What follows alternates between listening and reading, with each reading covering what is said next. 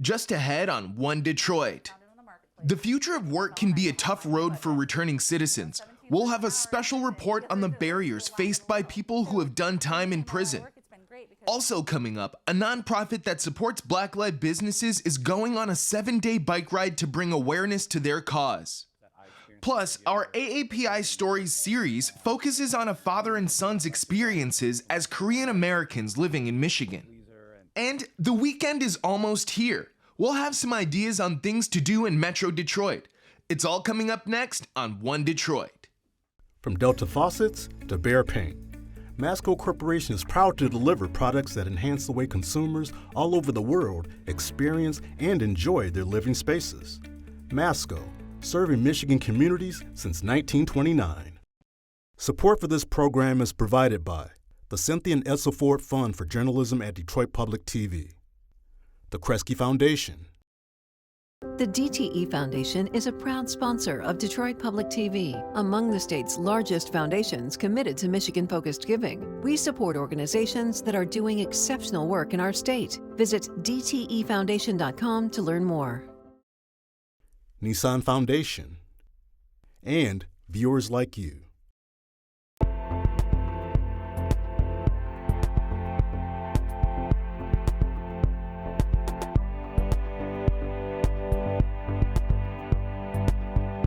Just ahead on this week's One Detroit.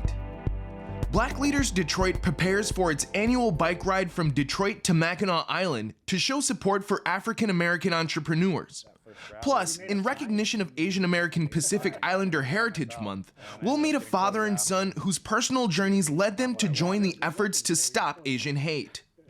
And Dave Wagner of 90.9 WRCJ offers up a list of events to check out in Metro Detroit this weekend and beyond. But first up, we're launching a series of reports on the future of work for returning citizens.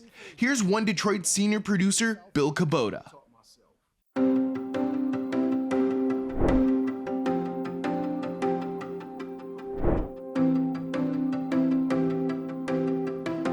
Working for a living, jobs. We talk a lot about that here on One Detroit. It's the future of work, but for many people have done prison time, it can be quite a challenge getting a job. So we turn now to Mario Bueno, our special correspondent, specially qualified to talk about this. Tell me about that, Mario. I served 19 years from the age of 16 for second-degree murder. Going on my second master's degree from Mike Ilitch School of Business, and even with that, it's extremely challenging finding employment because of that felony. So then, we hear from others in a situation like yours, call them ex-offenders, returning citizens, just plain felons. What is their future of work? Take a look. We're up north, Petoskey, with construction company owner Kim Uyeda in the midst of remodeling her own property. She scored a surplus bathroom countertop. I found it on the marketplace. Being a felon, I know how to mind my budget. 17 cents an hour in prison, you learn to do a lot with a little. So for me in my line of work, it's been great because I don't advertise. All my work is word of mouth. Right. And we've been able to employ myself and 9 other people year round, just on word of mouth. Uyeda, me, and others you'll meet today, we've all done prison time. What were you charged with? Filing a false police report. And what was the situation? So at that time, I had been jumped outside of my home, and I dialed 911 for an ambulance, and they sent the sheriff's department. I was disoriented, didn't know what was going on. When I got to the hospital, the officer was explaining to me what he said happened, and I was like, wait a minute, so you're saying I did this? So I did this. Who was he? That was the officer that was in charge of the sheriff. You said he was explaining what he thought had happened? Yes. Uyeda says she knows who attacked her, says the sheriff wasn't buying it, that she hurt herself. And the next time I see him is later on that evening with an arrest warrant saying that I had confessed by stating that I did this. Uyeda couldn't remember what she told the officer. Meanwhile, the prosecutor added on even more charges based on her 911 phone call. I got 6 years. 6 years for filing a false police report? That's correct. 6 years? Yep, because of the points system. Even though my felony was 9 years prior, I still called the points for it because it has to be 10 years before they drop the points off. So the old felony? Writing a bad check. So this used to be the closet for this room over here? It wasn't even. It wasn't even? Oh, yeah, because you built another wall. Her actual sentence, 6 to 20 years. A case study for those concerned about overly harsh sentencing. But we're talking about how she's hit a limit with her business, her work, her livelihood. When was the last time you actually made an attempt to get your contractor's license? It was 2 years ago. Not only does it hurt me as a person who wants to be a contractor and not being able to take larger contracts. So there's financially, I'm kept down to the 70% range instead of the 100% range, right? But I can't employ as many people because I don't have as big of a project that I can take on without a license. So financially, it's hurting the county, it's hurting tax revenues, and it's also hurting because I'm not training new people to do what I do. Michigan licensing requirements are clear, a no-go for Uyeda. I'm already doing all of the work. So the only thing I'm missing is this piece of paper. Kenneth Nixon is a Wayne State student and employed with Safe and Just. I need to check in. He advocates for returning citizens. Nixon, Kenneth Nixon. He's networking at a symposium about just that at WSU. Your wrongful conviction and then post-incarceration, how did that affect your employment opportunities? It still affects me to this day. And you've been home since when? 2021. Nixon did 16 years, a double murder conviction overturned because of work by the prosecutor's conviction integrity unit and the Cooley Law Innocence Project. There's a misconception that when you're exonerated, your record gets expunged. That is not a true statement. There's an entire legal process that has to take place, and it's still on my record 2 years later. I applied for a big car company. I have a family member that's a supervisor, has been a supervisor for decades there, gave me a referral, and I go through the assessment process. I pass everything. I get a phone call from the background specialist, and he says, "You failed the background check." I'm like, "How?" After about 5 or 10 minutes of me trying to explain that this was clearly an error, the error also says that I'm serving a life sentence right now. So what do you think happened? I broke out of prison and applied for a job at your company. Nixon did get another call back with a job offer, but he already found something else in which he's very qualified. Having been trained in interpersonal skills behind bars coupled with his life experience. Elevating the message. Yeah, absolutely. I'm good, how are you? Here's my old friend Aaron Knoll. He's training for his barber's license downriver in Southgate.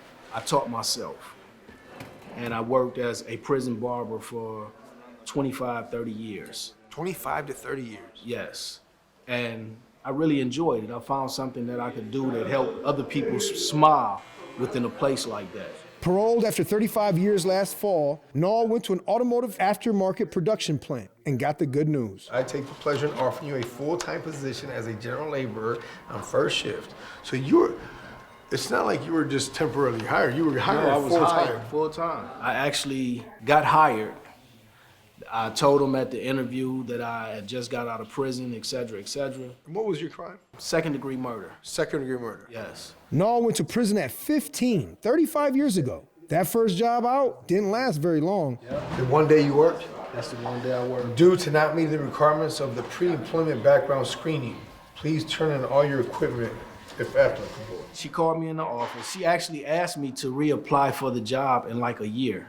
She said it was just too soon with me getting out. They said that they watched me for the day, said that I was actually an excellent worker. I got along with everybody, but because of the history, they would have to let me go. That didn't work out. I just said, forget it, I'm going to school full time.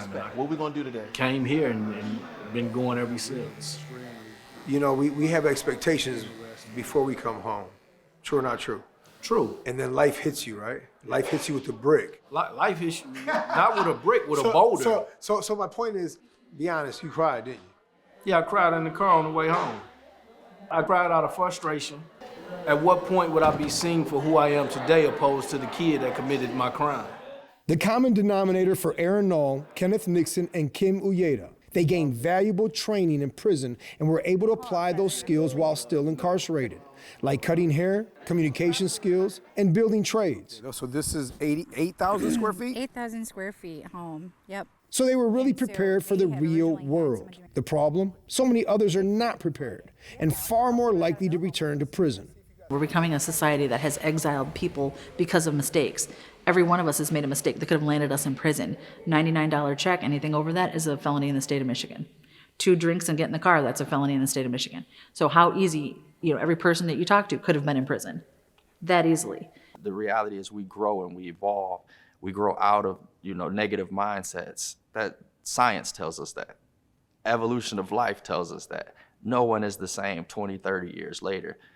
Give people a chance. Give people an opportunity to prove that they are no longer the person that society judged them as decades ago. Are you in a state of gratitude now that this all actually unraveled as it did? Actually, I am. I look at it this way. One door closed and another one open. The door that opened is where I'm actually supposed to be. Aaron Knoll, he still keeps that letter that told him he was fired close by. I said it's their loss, not mine. And I look at that letter from time to time to keep myself grounded and keep myself motivated to do what's right. And for more of our Future of Work reports, head to onedetroitpbs.org. Let's turn now to the annual bike ride from Detroit to Mackinac City, organized by the nonprofit group Black Leaders Detroit. This year's Ride for Equity kicks off May 21st. The money raised will benefit African American entrepreneurs in Detroit. I spoke with the organization's CEO, Dwan Dandridge, about the fundraiser and the importance of having diverse leadership in Michigan's workforce.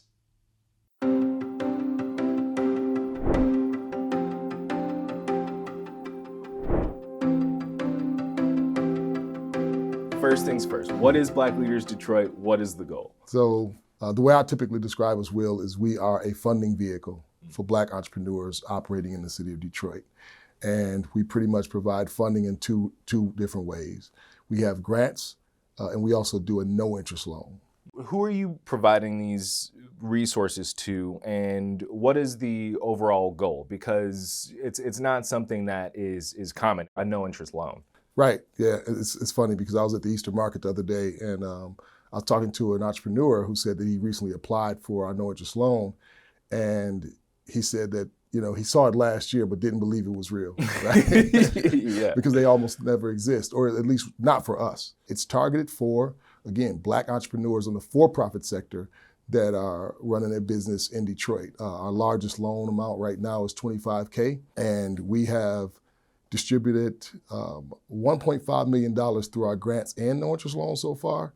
And we're really excited because we had a record quarter this year, and we're set to break that record in this quarter that we're working on right now based on the applications that we have been receiving. Tell us a little bit about the Ride for Equity, what it is, what the message is. So the Ride for Equity it's a 7-day ride, 377 miles across the state.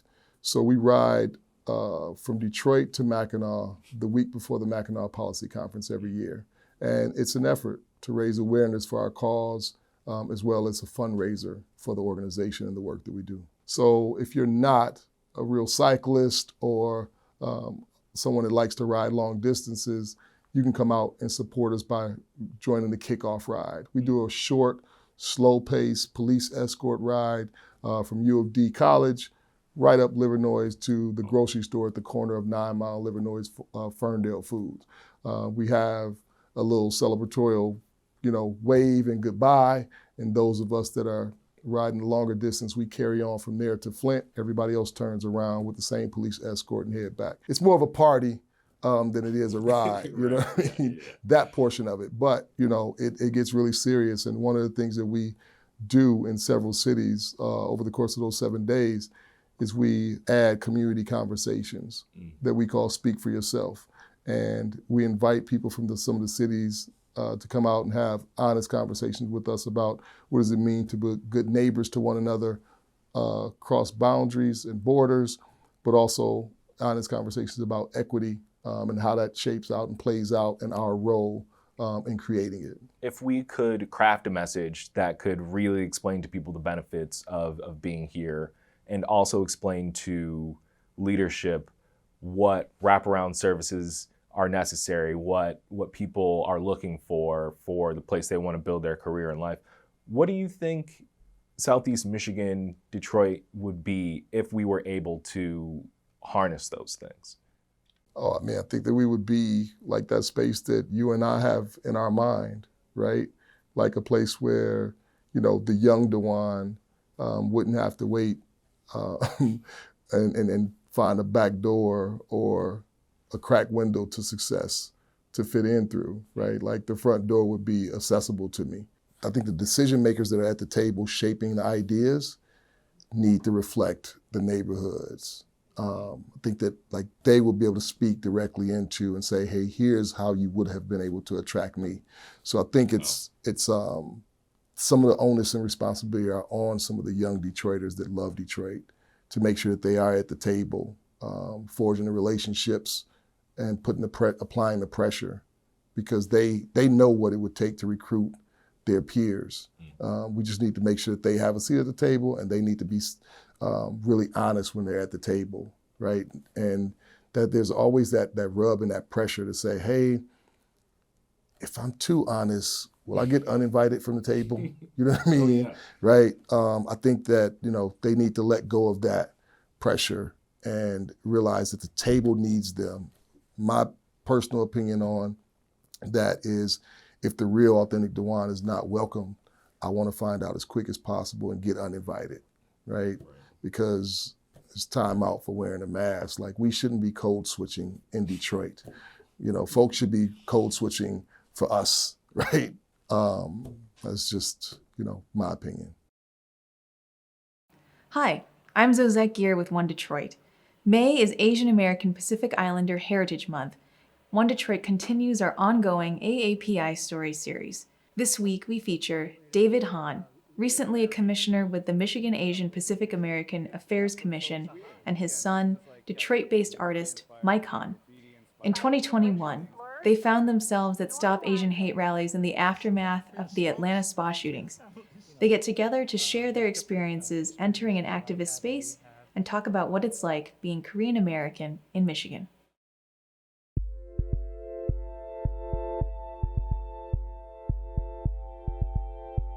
My work this year has been influenced by heritage, which is not what I was expecting. But I think a lot of that, came from going to that first rally and not being somebody who is an activist. I've been name called, I've been bullied, and grew up in Southwest Michigan, and then living in Detroit, it's one way or the other. It's all white or it's all black, and it's challenging being the only one. And so gathering here today in Detroit is like, this is, for me, the first time. After seeing such directed hatred towards Asians, I don't know, it struck a chord with me that this is not okay, and the things that I experienced when I was younger, those things are not okay. And that feeling of being lesser than for most of my life, just again being passive and somebody who's a people pleaser and being in this country, I've always felt like I am a lesser than, and I had no reason to ever speak up and be the one who's like, I'm right, you're wrong, and you need to listen to me. That's never been me. But yeah, going to that first rally. You made a sign and you went, right? I made a sign and I went by myself, and I ended up getting photographed, and it's just really not what I wanted. You're good looking, so you're photogenic. No, it was weird. So thank you so much for showing up. It was weird being around that many Asians in Detroit. It was really good. I did not expect that kind of turnout. When I went to the first one, I thought it was just going to be 20 people. Yeah. Because most of the people, I feel they had to come from the suburbs to participate. Right. I just wasn't expecting that at all. And so me, serving on MAPAC as a commissioner, so MAPAC was contacted by the rally organizers on the second rally in Detroit. So welcome, David. That we would, send a speaker there. I got volunteered, and preparing for it, I found myself very moved. And thinking about you and Laura, you guys are born here. Thank you. You are as American as anyone, although Mom and I, and others like ourselves can consider, we're first generation immigrants, and, people treating us differently, might be, as expected, but yourselves and, some of the other people like second, third generation, fifth generation Asian Americans that are perpetually treated as foreigners and scapegoated whenever something goes wrong. That's what's not okay with me. And so at the rally, I got very emotional. And like all people who call America home, Asian Americans deserve equal respect. We want respect. I want respect. I want my son to have respect. You want respect for yourselves and for your families. We all want respect, and we all need to give each other respect. And I actually felt as if I needed to speak on behalf of millions of others like you, and not just Asians, but other people in America who, for whatever reason, feel that they are not part of the core. And it could be white folks who feel this way. It could be African American or Hispanic or whatever, folks that feel that for one reason or another that they're marginalized or ignored or unheard. Well, I mean, I found that out in my show, in Marcellus, the Gyopo show. Yeah.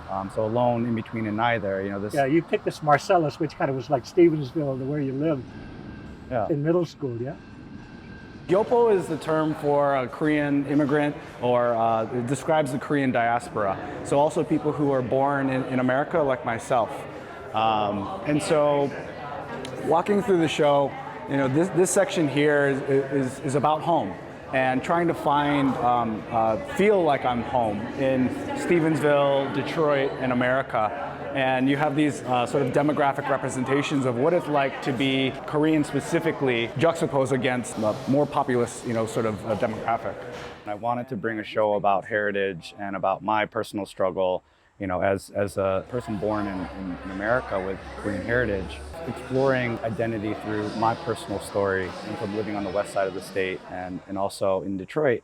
And really trying to help illustrate this exact feeling of being American and not feeling like I'm American, not feeling like I belong in this place that is my country. The pain is necessary, right? If you don't have struggle, you can't have growth, right? And so using West Michigan as an example, but then also in Detroit, how it's even the ratio of people, of the majority to Koreans, whether it's white people or black people. In West Michigan, it was a smaller amount, but I still felt, very, very different by being one of, for every 300 white people, there's one Korean in a town of 1,000 people. And in Detroit, it's 3,000 or 4,000 black people for every one Korean. Right, so it's exponentially greater, and it didn't matter. So the disparity is even greater in Detroit area. Sure. So not judging, based on color of skin, how being treated, but just from a factual standpoint of from demographics. No matter where I go, I am by myself. I feel alone, and it's because I look different than everybody else wherever I live, right, or where I have lived in Michigan. Yeah. And so starting to illustrate those painting and creating works that help people see someone who is at first really separate from all these different places in Michigan, and even photo series, wearing a hanbok and titling it Pure Michigan and going through all these places. That was really weird. But it's so it's I am Pure Michigan. I'm so you bought that hanbok born here on Amazon, and it was it says it's a hanbok, but the secondary use was a Halloween costume. Right. So and so that was part of the work, right? Is that I feel almost like I'm wearing a Halloween costume in the middle of summer, like when I photographed it. It's just always out of place, looking like this traditional Asian person, but I'm not on the inside. How a lot of times people perceive me on the outside. You can see more of David and Mike's story and the AAPI Stories series at onedetroitpbs.org. Now, here's Dave Wagner of 90.9 WRCJ with a look at some upcoming events in today's One Detroit Weekend. The first weekend in May is fast approaching, and there's a lot to go see and do in and around the city, so let's get to it. Check out a little bit of Motor City's history. The Ford Piquette Avenue plant is a former factory located within the Milwaukee Junction area of Detroit. It was built way back in 1904. This Saturday at 5:30 p.m. and 6:30 p.m., there's a special after-hours Motor City Origins tour, exploring the history of the Milwaukee Junction neighborhood, which is the cradle of the auto industry. On the classical front, young musicians are on stage this Friday at 7 p.m. at Orchestra Hall for the Wu Family Academy Showcase, featuring the premier classical ensembles of the Detroit Symphony Orchestra's Civic Youth Ensemble program, and hosted by our own WRCJ host Cecilia Sharp. On Tuesday, May 9th, you can see Latin American Winds, which features a range of Latin American composers, and it's all happening at Cass Community United Methodist Church. Our city has got so much to offer When it comes to arts and culture, here's even more to check out. Take a look and hope you have an amazing weekend.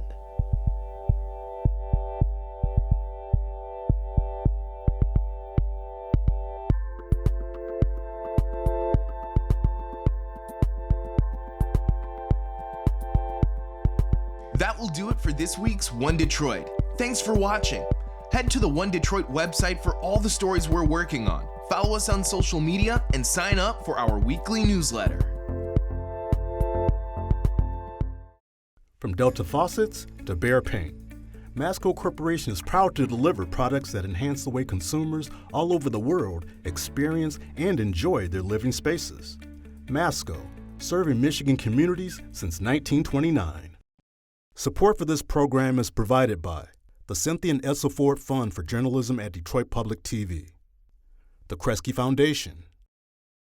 The DTE Foundation is a proud sponsor of Detroit Public TV, among the state's largest foundations committed to Michigan-focused giving. We support organizations that are doing exceptional work in our state. Visit dtefoundation.com to learn more.